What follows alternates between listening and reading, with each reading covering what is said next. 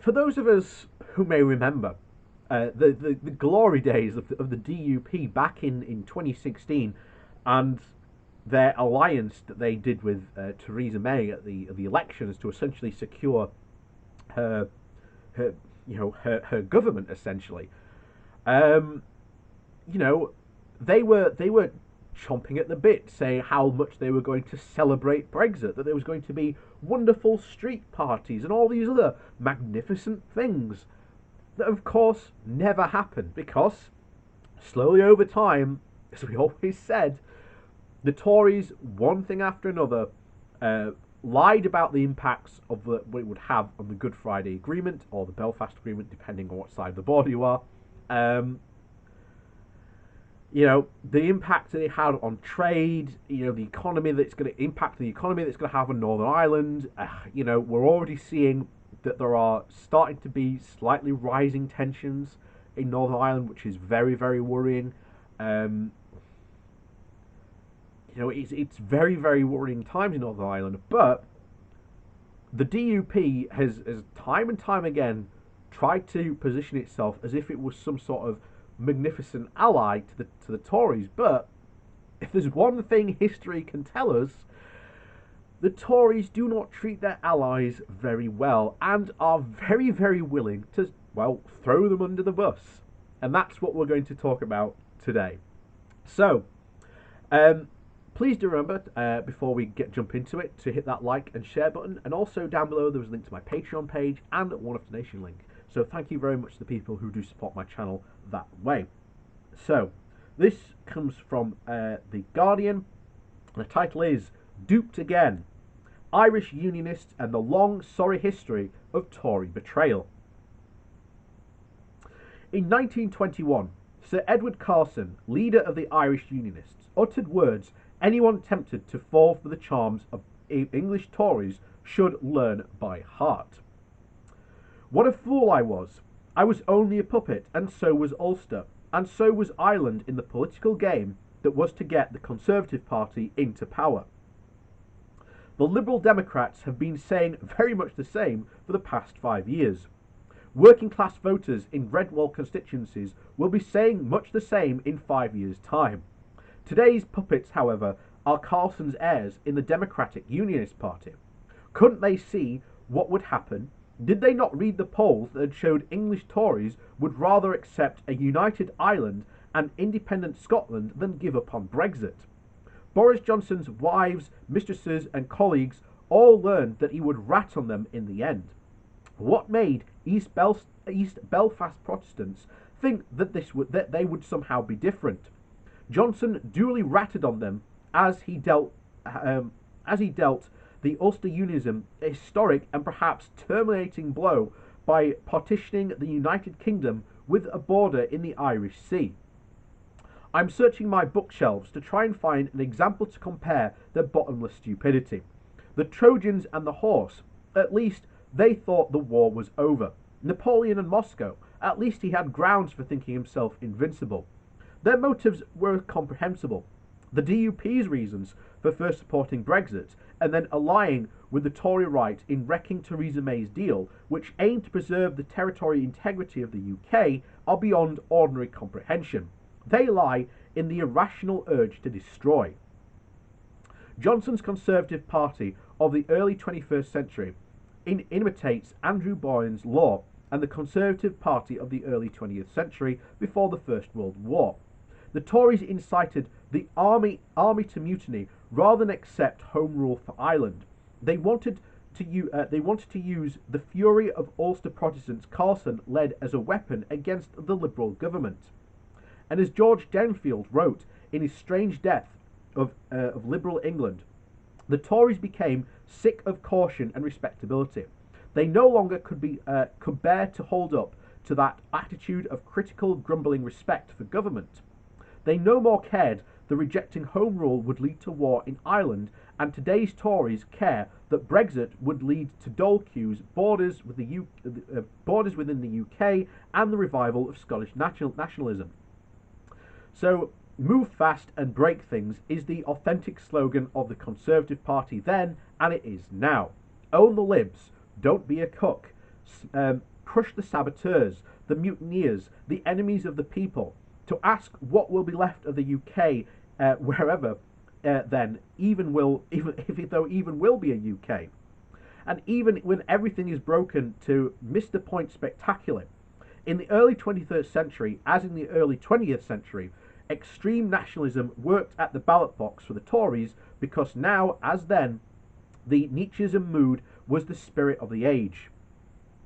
The DUP could not resist it.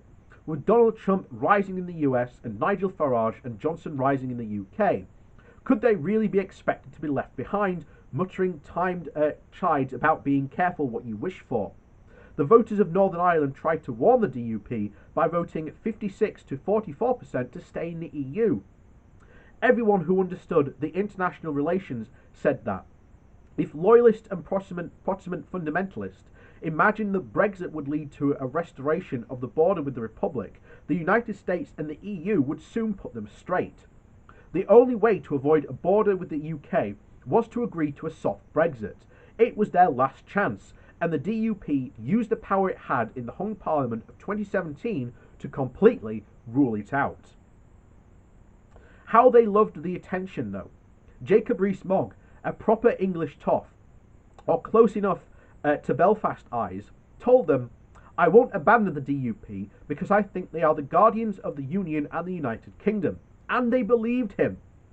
The Sammy Wilson rolled around the radio station praising Boris Johnson's shock tactics, without ever occurring to him that Ulster Unionists would end up being the most shocked of all.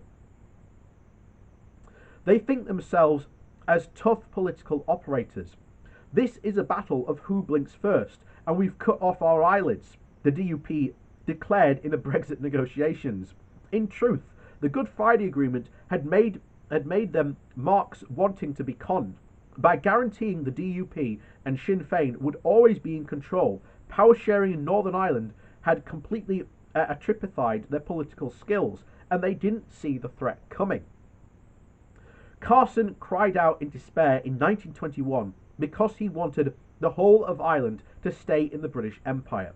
After the Easter Uprising and the Irish War of Independence, London was no longer prepared to fight to retain control of the South.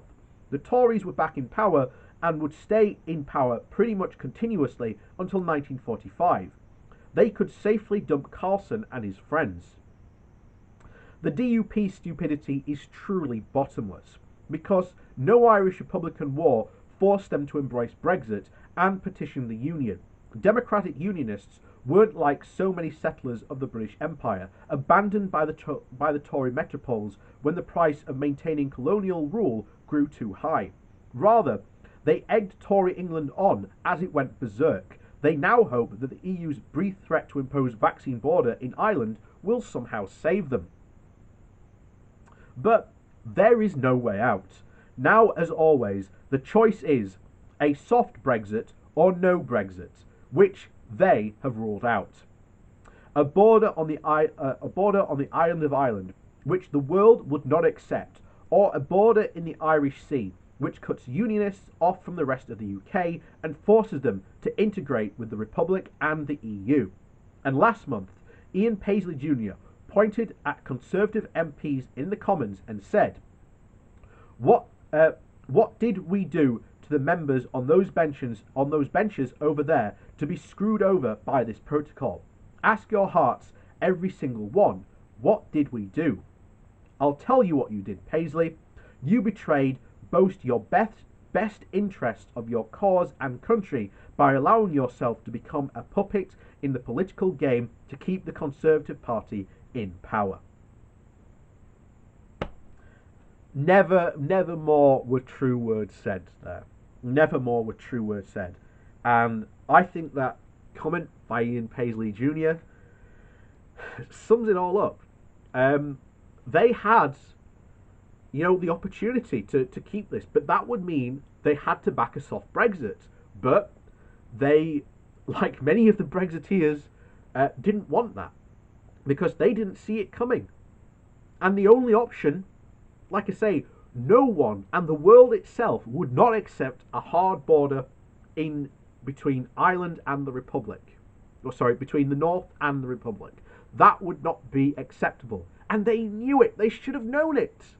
So the only thing to have was either a soft Brexit, which kept us in the single market or customs union, which would have kept everything fine. There would have been an invisible border. There wouldn't needed to have been a border in the Irish Sea. Or they had to accept that border in the Irish Sea. There is no middle ground on this. There is no saving themselves from this. This is a problem, once again, of their own making, because they believed the Brexiteers, and more shockingly, they believed that the Tories were the ones who were going to somehow save them. No, that quote from Jacob Rees-Mogg says it all, how he was going to staunchly stand for the DUP, and yet has basically thrown them under the red bus of Brexit, as has Boris Johnson. And, how many times does this party, and particularly those people, the unionists in Northern Ireland, have to learn you can't trust the Tories? At least we in the North learnt that, or, well, I thought we had learnt that lesson. But once again, in 5 years, we are going to be asking that same question that the Liberal Democrats have been saying, that you can't trust the Tories. But yeah, what is it? Fool me once, shame on me. Fool me twice, shame on you. I think there's something about fool me a third time. Call me a fool or something like that. It is. I can't remember how it goes now. But yeah, sucks to be the DUP, I suppose. But, they were told, they were warned, and, we told them what would happen. And I have no sympathy for them, because they were the ones in power, like the Brexiteers. There is a massive difference, as I've always said, between the Brexiteers and the Brexit supporters. I have absolute sympathy for the Brexit supporters. I have no sympathy for the Brexiteers. And unfortunately, the DUP are Brexiteers. So I have absolutely no sympathy, as how much ever they may cry on the benches about how much the Tories have betrayed them again. So, as always, thank you very much for watching. Please do remember to hit that like and share button on your way out. And of course, down below there is a link to my Patreon page and a one-off donation link. And as always, thank you very much for the people who do support my channel that way. And as always, we'll see you all next time.